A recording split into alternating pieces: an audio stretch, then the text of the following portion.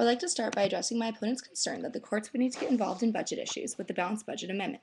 Courts attempting to get involved would have a hard time siding against the amendment once it was written into our Constitution, and the cost of any lawsuits that may ensue would still be preferable to having a government that consistently overspends. In 2011, the government took in $2.15 trillion and spent $3.77 trillion.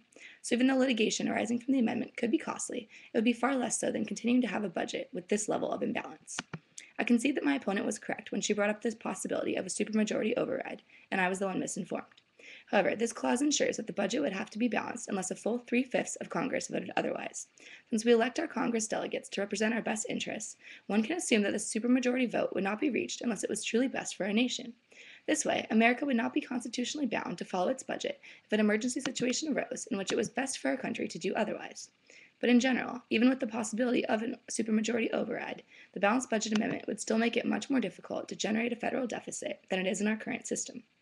Furthermore, my opponent feels that states would ultimately have to add another 10% onto the fair tax rate due to abolishing income tax. This is not true.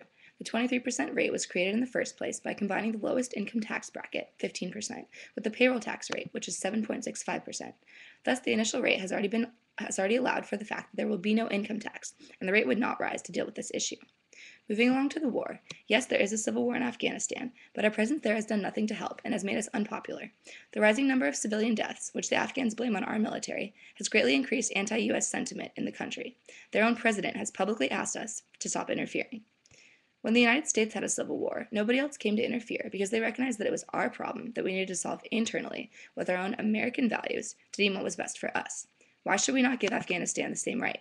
Who says we know what is best for their people? It is pointless to waste more American lives on an endeavor in which we have done little to help and in which we are underappreciated. And I too feel that our military needs cutting-edge safety technology to keep up our defense. The libertarians do not want to take this away. They just want to stop spending on unnecessary offense. The war in Afghanistan has cost $516 billion to date, and I feel that these dollars could better be spent internally.